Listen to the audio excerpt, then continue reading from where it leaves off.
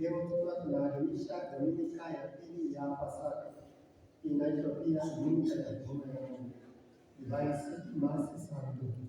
Tunakuja kwake Bwana kumshukuru kwa sababu ya huruma yake, kwa sababu ya upendo wake, kwa sababu ya msaada wake kwetu.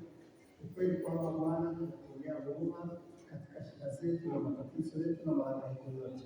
Tunamwomba basi awe nasi hasa himiza leo, atusaidie ili zawadi ya ufufuko wake ituonyeshe kweli kwamba Bwana ana huruma kwetu.